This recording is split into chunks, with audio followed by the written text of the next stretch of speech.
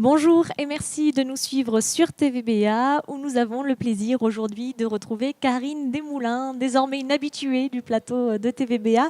Elle est l'adjointe à la culture et à la vie associative du TESH et elle vient bien sûr nous parler de la rentrée 2018. Bonjour. Bonjour. Merci de venir une nouvelle fois sur le plateau de TVBA avec alors un programme chargé aujourd'hui. On va essayer de faire le tri dans toutes les animations qui arrivent sur le TESH. Le premier gros temps fort, ça va être le forum des associations. Un rendez-vous maintenant Incontournable. Oui, effectivement, on a une rentrée chargée et bien sûr, le rendez-vous de la rentrée est le 8 septembre, le forum des associations à la salle polyvalente, comme chaque année, avec de nombreuses animations et surtout plus de 40 associations qui seront présentes, donc ce qui représente un nombre considérable d'associations qui pourront présenter leurs activités et puis bien sûr solliciter l'attention du plus grand nombre pour adhérer à ces nombreuses activités, quelles qu'elles soient d'ailleurs, associatives, caritatives, sportives. Il y a énormément d'associations sur la commune. C'est une association, une commune qui est très dynamique et donc avec un tissu associatif vraiment dense. Alors une cinquantaine d'associations, vous disiez 40 qui participent, donc oui, en proportion, c'est quasiment la totalité qui maintenant participe à ce rendez-vous, ce qui offre au public finalement quasiment une vue sur l'ensemble de l'offre qui est proposée sur la commune.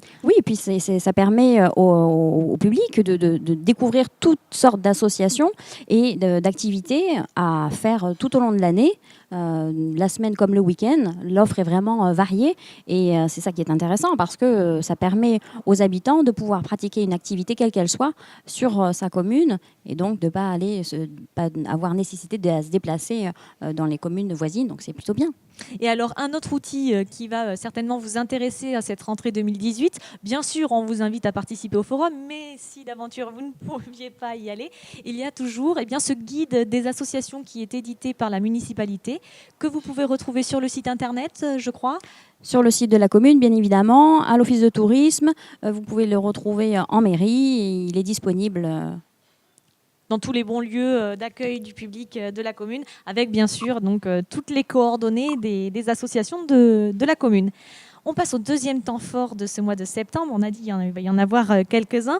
On change un petit peu de registre puisqu'on va parler patrimoine, puisque bien sûr, il y a les journées du patrimoine en ce mois de septembre. Alors, quel va être le programme sur le TESH? C'est qu'en général, on a quand même un cadre assez exceptionnel sur la commune. Donc, Oui, eh bien cette année, le thème étant le patrimoine culturel européen. Bien sûr, j'ai mis l'accent sur Brionnes, qui est la ville jumelée avec le TESH.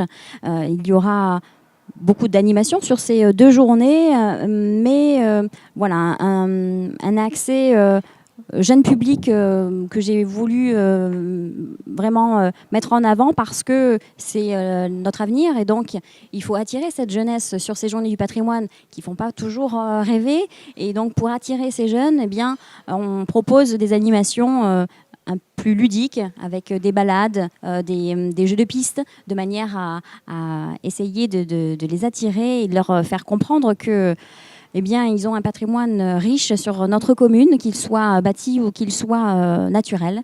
Il faut le préserver, donc il faut le connaître. Il faut apprendre. Et puis, il y a un patrimoine culturel avec ces jumelages aussi et européens. Un patrimoine culturel, évidemment. Alors, c'est vrai que toute l'année, on essaie de faire en sorte de proposer un maximum d'animations en lien avec la culture. On a notre médiathèque également qui propose beaucoup d'ouvrages. Et ce sera le cas spécifiquement sur ces journées-là le samedi matin, mais qui propose des animations autour de la culture tout au long de l'année, et ce qui permet d'amplifier les animations culturelles sur la commune. Alors justement, les animations culturelles, on va y revenir avec le programme qui sort, le programme de l'éclat. Très rapidement avant, pour conclure sur ces journées du patrimoine, on rappelle les dates quand même, le 15 et le 16 septembre. Et puis pour vous donner quelques exemples, donc il y a une découverte du TESH pour le patrimoine, à vélo pour le patrimoine naturel, la visite du clocher de l'église, le château de Rua qui est quand même un emblème aussi sur la commune. Donc beaucoup d'animations à découvrir et là encore, tout le programme à découvrir à la mairie, sur les sites internet, à l'office. Je voudrais vraiment remercier nos partenaires, notamment Monsieur de Gabiol, le propriétaire du château, qui nous ouvre ses portes exceptionnellement pour l'occasion. Et puis l'Office du tourisme également, qui est en partenariat avec nous et qui propose des animations. Et puis certains autres partenaires comme Évasion VTT, Monsieur Courteau, qui propose ces balades à vélo notamment. Et puis on termine avec une petite exclusivité aujourd'hui puisque le programme vient de sortir. C'est le programme de l'Éclat, donc la salle multiculturelle, j'allais dire, du Tech, parce qu'en fait on parle souvent de la salle de spectacle, mais il y a aussi la médiathèque, il y a l'école de musique, il y a beaucoup d'équipements dans cette Oui, en infrastructure. fait, pour rappel, l'Éclat regroupe l'école de musique, l'école municipale de musique, la médiathèque et la salle de spectacle. Une salle de spectacle dont nous lançons la 2e saison, la saison 2. J'en suis assez fière puisque c'est un beau projet qu'on a mis en place et la première saison, c'est plutôt bien déroulé, avec un taux de fréquentation assez élevé pour une première saison. Et puis voilà, on se lance sur la 2e avec une journée portes ouvertes le 6 octobre. Voilà, alors je vous montre un petit peu l'affiche. Donc ça va être une journée portes ouvertes, donc l'occasion de faire une visite de l'Éclat et de toutes ces infrastructures. Et puis il y a aussi quand même un petit spectacle. Oui, il y aura des animations toute la journée. Le principe étant de faire connaître l'équipement, donc le pôle culturel dans sa globalité, mais aussi donc cette saison 2 avec Juliette à roulette, qui est une animation qui aura lieu dans la salle de spectacle.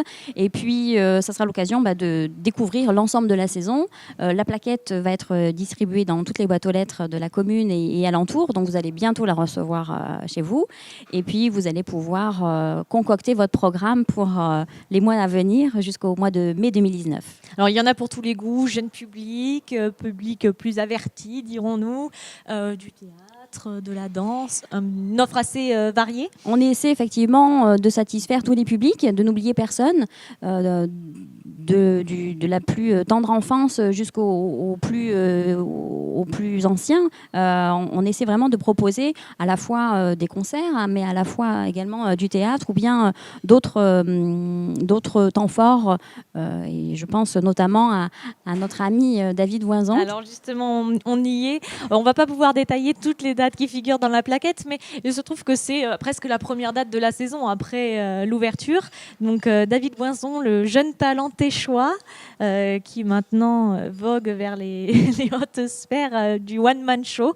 Il sera accompagné de Lionel Simon, donc un beau spectacle aussi pour ouvrir cette saison. C'est aussi ce qu'on a voulu à l'Éclat, c'est proposer des jeunes talents, être là pour les soutenir dans la création, dans leur début. Alors même si c'est pas tout à fait le début pour David, parce qu'effectivement il a maintenant quelques années d'expérience derrière lui, mais c'est aussi un signal assez fort que j'ai envie de lancer en disant faites-vous connaître parce que nous on est aussi une scène sur laquelle vous pouvez présenter one man show ou autre type de spectacle. On accueille d'ailleurs en résidence des compagnies également.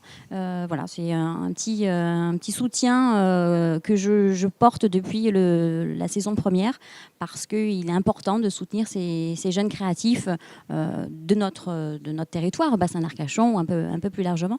Il y a tellement d'artistes et de personnes intéressantes avec des fortes propositions qu'il ne faut pas passer à côté. Bon, et bien en tout cas, nous, on vous invite à ne pas passer à côté de tous ces programmes et de toutes ces propositions que vous fait la commune du Tech pour cette rentrée 2018 et puis qui vont s'étaler sur toute la saison. Donc, rendez-vous en priorité au Forum des associations. Ça se poursuit avec les Journées du patrimoine. Et puis, tout au long de l'année, n'oubliez pas le programme culturel à la salle de l'Éclat. Merci beaucoup d'être venu une nouvelle fois nous présenter le programme de cette rentrée. Avec plaisir.